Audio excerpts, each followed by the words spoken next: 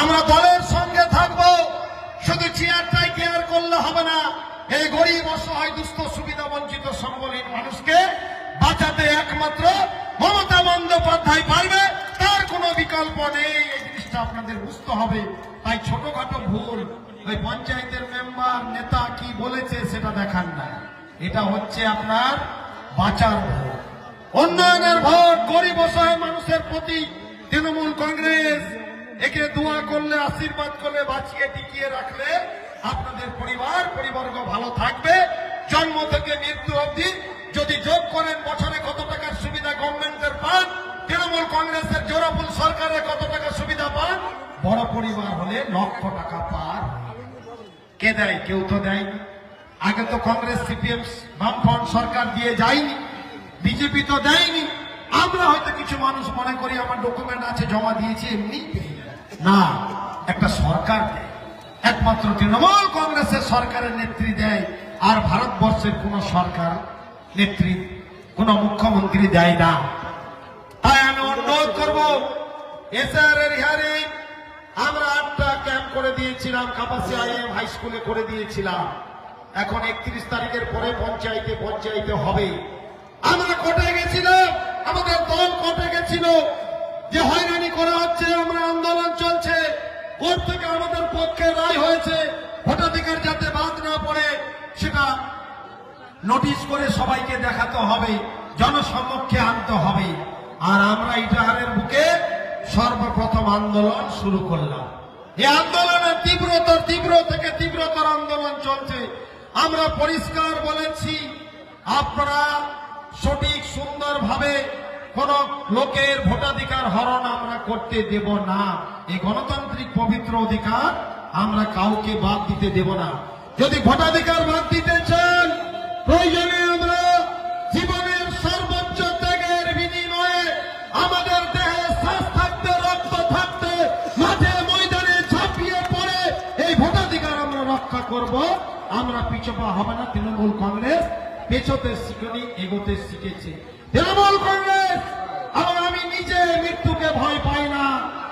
মমতা বন্দ্যোপাধ্যায়, অভিষেক বন্দ্যোপাধ্যায়ের ব্যাস বুকে লাগিয়ে আমরা যখন মাঠে নামি তখন আমাদের মৃত্যুকে ভয় পাই না। আজকে ইটাহারে তীব্র আন্দোলন শুরু করেছি।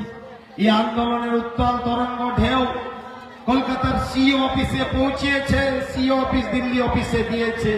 আর পরশুদিন থেকে বলছে ওই ইটাহারের এমএলএর নামে এফআইআর করতে হবে। কে চাপ দিচ্ছে? এই সাম্প্রদায়িক বিজেপি, এই উগ্র সংখ্যালঘু বিরোধী বিজেপি, এই লাশ নির্ভরশীল দল বিজেপি, যারা লাশের উপর রাজনীতি করতে চায়, যারা সংখ্যালঘু মুসলিমদের ভোট ব্যাংক কেটে দিতে চায়, তারা বলছে এই ইটাহারের এমএলএর উপরে এফআইআর করতে হবে। আরে আপনারা মনে করেছেন আপনাদের হুমকি ধমকিতে আর মামলার জেরে আত্মসম্মান করব না, কোন দুনিয়ার অপশক্তির কাছে মাথা নত আমরা করব না। আমাকে বলছে প্রশাসন থেকে যে আপনি 2-3 দিন ক্যাম্পগুলোতে যাবেন, আপনাকে টার্গেটে নিয়েছে বিজেপি আর নির্বাচন কমিশন, আপনাকে এফআইআর করে জেলেও নিয়ে যেতে পারে, আর আপনার ভবিষ্যতে অসুবিধা হতে পারে।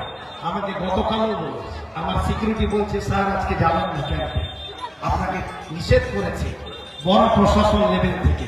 আমি হেসে উত্তর দিলাম, আর ইটাহারের মানুষের জন্য এসআইআর ভোট ব্যাংক বাঁচাতে, আর দিল্লি, মুম্বাই, কেরালা, হরিয়ানা যত লেবার ভাই বন্ধুরা আছে তাদের ভোট ব্যাংক বাঁচাতে, ইটাহারের মানুষের অধিকার বাঁচাতে, ইটাহারের মানুষকে ডিটেনশন ক্যাম্প থেকে রক্ষা পেতে, আমার যদি জান চলে যায়, মৃত্যু হয়ে যায়, আমি পিছপা হব না। আজকে আমি 3টা ক্যাম্পে গেছি, আজকেও আটকাতে পারে। কালকে থেকে প্রশাসনের ফোনের উপর ফোন যে আপনার নামে এফআইআর, আর করুন না দেখি দম থাকি। আমরা কখনো মারপিট, ঝগড়াঝাটি, অন্যায় অত্যাচার, ন্যায় পরায়ণতার বাইরে কাজ, কাউকে অসম্মানিত করার কাজ, দুর্নীতির সঙ্গে আপোষ করার কাজ আমি আমার জ্ঞানে তো কোনোদিনও করিনি। হয়তো আমার চলতে ফিরতে ভুল হতে পারে, আমি নির্ভুল ব্যক্তি নয়। আমি মজা করে মাঝে মাঝে বলি, যদি এমএলএ প্রধান মেম্বারদের আপনারা ভুলেই ধরবেন না, ভুলেই পাবেন না, তাহলে তো উপর থেকে ফেরেস্তা এনে ভোটে দাঁড় করাতে হবে। এটা কি সম্ভব? সম্ভব। মানুষ মাত্র ভুল। তাই আপনাদেরকে অনুরোধ করব, বিজেপি হারিয়ে হেরে গেল, এদের ষড়যন্ত্র চক্রান্ত হেরে যায়নি। আপনাদের সজাগ সচেতন থাকতে হবে, মহিলাদের লড়াই করতে হবে, আপনাদের পরিবারের জন্য, যুব ভাই বন্ধুদের, মুরব্বী চাচাদেরও লড়াই করতে হবে। এই তৃণমূল কংগ্রেসকে, মমতা বন্দ্যোপাধ্যায়কে আপনাদের পরিবারের জন্য, ভবিষ্যৎ প্রজন্মের জন্য বারে বারে সরকারে রাখতে হবে। মমতা বন্দ্যোপাধ্যায়ের জোড়া ফুলকে বারে বারে ক্ষমতায় রাখতে হবে, তবেই বাংলা গরিব অসহায় দুস্থ মানুষ ভালো থাকবে। আর আমি পরিষ্কার বলতে চাই, এই ভয়ঙ্কর নৃশংস দানব এই মোদিজি মানুষের রক্ত চায়, নাচছে। আজকে 100-র উপর মানুষ আত্মহত্যা করেছে এই শহরের আতঙ্ক ভয়ে। আমার তো মামার গ্রাম বাহাডোল, কালকে মেজ মামা ফোন করে বলছে বৌমার নামে নোটিশ এসছে, দিল্লি থেকে বৌমাকে পাঠিয়েছে, গাজলে কাগজপত্র ছিনতাই হয়ে গেছে। শ্বশুর শুনে আত্মহত্যা করে মারা গেছে দিল্লি। কত লোকের লাশ চায়, লাশ নির্ভরশীল পার্টি বিজেপি। আর এদের দোসর হয়ে কংগ্রেস নিজের স্বার্থে এরা ভোট ব্যাংক ভাগ করতে চায়। আপনাদের জন্য না, নিজের জন্য অর্থ চায়, অবৈধ অর্থ চায়। বলেই না, যার কথা হোসেন না বলছিল, যারা পাত্তা দেয়নি, কাপাসিয়ার দিকে চোখ তুলে তাকায়নি, তারা নিজের বুথে শেরশাবাদিয়া সম্প্রদায়ের প্রিয় মানুষদের বুথে 119টা ভোট এই সুকান্ত মজুমদারকে পাইয়ে দেবে, সব জায়গায় পাইয়ে দেবে। মুনাফিকের কাজ। কত টাকা দরকার আপনাদের? এই কাজ মানুষ আপনাদের চিনে নিয়েছে। তাই আমি অনুরোধ করব, এই ভয়ঙ্কর দানব, ভারতবর্ষের নিকৃষ্টতম শাসক, দৈত্য দানবীয় জালেম সরকার, এই মোদিকে উৎখাত করেই বাড়ি ফিরতে হবে। এই কসম প্রত্যয় নিতে হবে, প্রয়োজনে রক্তের কসম খেয়ে মাঠে নামতে হবে। এদেরকে উৎখাত করতে হবে, সমূলে উৎপাত করতে হবে। এই ধর্মান্ধ পার্টি যারা ধর্মীয় নিয়ে রাজনীতি করতে চায়, ধর্মীয় বিভাজন করতে চায়, তৃণমূল কংগ্রেস কখনো ধর্ম নিয়ে রাজনীতি করে না।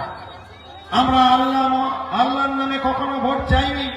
আমরা উন্নয়ন, নিশ্চয় উপরওয়ালা আল্লাহ তাআলা রব্বুল আলামিন সম্মানিত যাতে করে সে সম্মান থাকে, তার অসীম কৃপায় নবীজির আদর্শ নিয়ে আমরা রাজনীতি করি, নাই পরণতার সহিত রাজনীতি করতে চাই। কিন্তু এরা ধর্মের নামে বিভাজন করে বিজেপির ভোট চায়, ধর্মীয় মেরুকরণ করে। আমি পরিষ্কার বলেছি, তাহলে বিজেপিকে ধর্ম নিয়ে বাড়াবাড়ি করতে দেওয়া হবে না। বিজেপিকে আগামীতে কোন ভয়ঙ্কর খেলায় আমরা খেলতে দেব না। আর খেলা তো এখানকার কংগ্রেসে, এখানকার সিপিএম বিজেপির খেলা শেষ হয়ে গেছে। এসআইআর নামে যে মানুষকে হয়রানি করছেন, মানুষকে লাইনে দাঁড় করেছেন। আজকে লাইনে গেছিলাম, আজকে দেখতে পেলাম এই বনগ্রাম স্কুলে ইটাহারে মানুষ এখান থেকে রোড অব্দি লাইন দাঁড়িয়ে গেছে। আমি গ্যারান্টি দিয়ে বললাম, এই সমস্ত মানুষ, ইটাহারের মানুষ, কামারডাঙ্গার মানুষ, লক্ষ্মীপুরের মানুষ, রামনগরের মানুষ, জামালপুরের মানুষ, বোচকাপাড়ার মানুষ, চন্দনপুর নদাপাড়ার মানুষ, মানাইনগরের মানুষ আগামীতে লাইন দিয়ে ভরে ভরে গিয়ে আপনাদের বিরুদ্ধে ভোট দিয়ে কাপাসিয়া থেকে আগামীর বিধানসভায় একটা ইতিহাস তৈরি করবে। এই ইতিহাসটা দেখার জন্য আমরা অপেক্ষায় আছি। আপনাদের যোগ্য জবাব ব্যালটের মাধ্যমে, ইভিএম এর মাধ্যমে দেবে। তাই কথা দীর্ঘায়িত করবো না।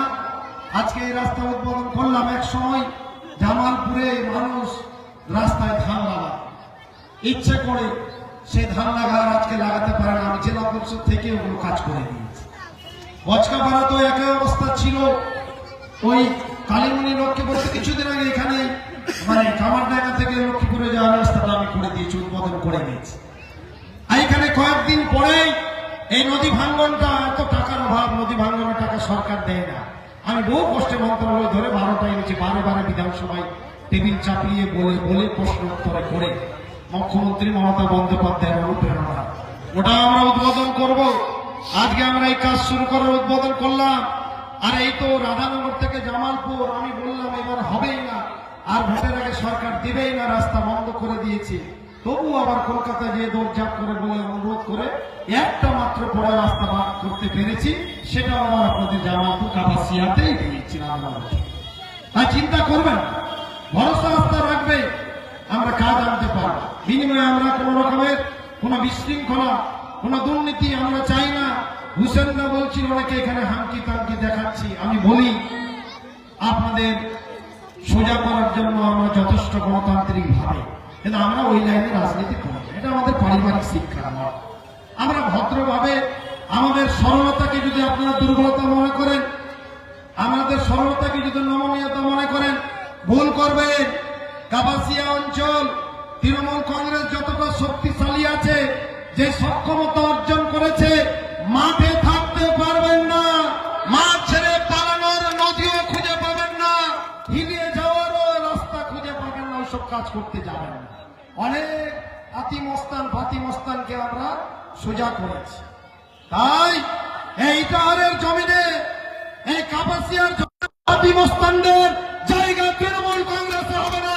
আমরা ভালো মানুষ নিয়ে থাকবো, যে দুর্নীতি করবে না, যে চক্রামানি করবে না, তাই সে আমাদের দলে থাকবে। আপনারা মস্তানি করা ভোট মোশাররফ হোসেনের তৃণমূল কংগ্রেসের লাগবে না। যেতেন তো বাড়িতে, কার্তিকদার বাড়িতে দিনে দুপুরে যেতেন, দেখবেন একটা কমা আমরাও ঢুকে যাচ্ছি, আমরা এমএলএ হয়ে ভোট করবো, ভোট বুদ্ধ হল করে দেবো, আমার কোনো না নিয়ে হবে তোমার। আমার ভালো শান্তশিষ্ট ভদ্রলোক, মুরব্বী চাচা, মহিলা পুরুষ, যুবদের ভবিষ্যতের জন্য আমরা দুর্নীতির সঙ্গে আপসহীন লড়াই করি, আমরা থাকবো। আর পরিষ্কার বলেছি হুসেনদের, যারা এইসব লোককে দলে নিয়ে সুপারিশ করবে, তো তারাই আগে বাদ যাবে, ওদেরকে নিয়ে নেব, কিন্তু আপনাদেরকে বাদ দিব।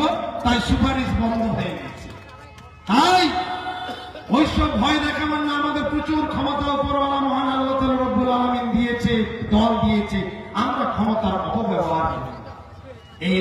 এই রক্ত আমাদের গায়ে নেই। আমরা ভদ্র সরল নমনীয় ভাবে কাজ করি। তাই আমি আপনাদেরকে বলবো, আপনারা সঠিক এই দলের প্রতি আস্থা বিশ্বাস রাখবেন। জোড়াফুল ছাড়া কেউ তৃণমূল কংগ্রেসকে সংখ্যালঘুদের বিশ্বাসের আমানত মমতা বন্দ্যোপাধ্যায় অতন্ত্র প্রহরী হিসাবে সবাইকে নিরাপদে সুস্থে বিপদ মুক্ত রেখেছেন। আমি সংখ্যালঘু সেলের রাজ্য সভাপতি, আমি সংখ্যালঘু সেলের সংখ্যালঘু দপ্তরের চেয়ারম্যান আছি। অনেক উন্নয়ন সংখ্যালঘুদের হয়, সেটা বলতে গেলে সময় লেগে যাবে, অনেক রাত্রি হয়ে গেছে, দেরি করে সময়। আমি আপনাদের ভাই বন্ধু সন্তান হিসাবে অতন্ত্র প্রহরীর মতো জেগে আছি। আপনারা শান্তি সম্প্রীতিতে, বিপদে আপদে, দুর্যোগে দুর্বিষয়ে, দুর্ভিক্ষে কি করে ভালো থাকে। ওই 17 সালের বন্যার সময় আমার এখনো মনে পড়ে, চন্দনপুর পিএইচটার ওখানে এসেছিলাম। 15 আগস্টের দিন ছিল, আমি আসছি, জল উঠছে, আমি পিছাতে পিছাতে শেষে চূড়ামন গেলাম, কারণ রাস্তায় জল উঠে গেল, তখন জল উঠেছিল না। আর দিঘনা ব্রিজের সময় কাপাসিয়ার বন্যা যেদিন ঢুকছে, সেদিন আমি কাপাসিয়ার বুকে ছিলাম। সেদিন কাপাসিয়ার বুকে কোন এমএলএ মিনিস্টারকে পাননি, আপনাদের ছোট ভাই বন্ধু সন্তানকে পেয়েছিলেন। সেদিন যখন ব্যাক করে যাচ্ছিলাম দিঘনা ব্রিজে, আমার গাড়িটাই ভেসে যাচ্ছিল। 10 জন গাড়ির পিছনে সামনে হুডে ঝুলে আমরা গাড়িটা পার করেছিলাম। আমার সেদিন ভয় লেগেছিল যে বোধহয় গাড়িতে আমরা 10 জনে তলিয়ে যাব।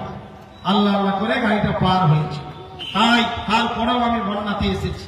পলিথিন হোক, ধানের ক্ষতিপূরণের যতটুকু সুবিধা দেওয়া হোক, রাস্তা মেরামত হোক, এই রাস্তা 40 লাখ টাকা থেকে পরে মেরামত করে দেওয়ার কাজ হোক, আরো বিভিন্ন রকমের কাজ হোক, আমি প্রত্যেকটা বিষয়ে আপনাদের সঙ্গে ছিলাম, আছি, থাকবো। তাই আপনারা কিছু ফাতিমস্তানের চক্করে পড়ে একটাও ভোট ব্যাংক নষ্ট করবেন না।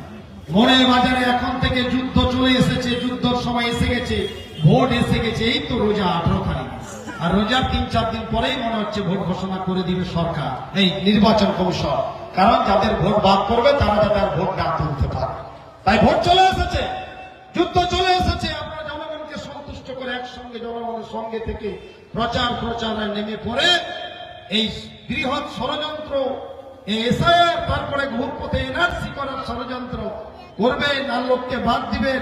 আর আমরা বসে বসে ললিপপ চুষবো। আমাকে বাড়িতে ঢুকে যেতে বলছে নির্বাচন কমিশন বিজেপির কথায়। আমি বাড়ি যেয়ে বউয়ের মতো বসে থাকবো, ও কাজ হবে না। আপনাদের দিবা স্বপ্ন রঙিন স্বপ্ন হয়ে উড়ে যাবে। আমি বসে থাকার লোক নয়, আর বসে বসে ললিপপ খাওয়ার লোক নয়। আপনাদের জন্য প্রয়োজনে জীবনের সর্বোচ্চ ত্যাগের বিনিময়ে এই লড়াই সংগ্রাম আমরা করব। এইটুকু কথা বলে তারপরে আমরা মানাইনগর থেকে রামনগর রাস্তাটা কাজ, তারপরে রামনগর মোড় থেকে বচকাপাড়া হয়ে গেল, কাজ শুরু হয়ে যাবে। আর থাকলো আপনাদের ওই চূড়ামন থেকে চন্দন রামনগর, ওই রাস্তাটাও বহু কষ্টে ওই রাস্তা করতেই দিচ্ছিল না, পিএমজিএসের রাস্তা ছিল বলে ওই রাস্তাটাও টেন্ডার ফেন্ডার করে দিয়েছি, হয়তো খুলে ওয়ার্ক রাস্তা হয়ে গেল, পরে আমরা ওই রাস্তাটাও উদ্বোধন করব। এইটুকু কথা বলে সবাই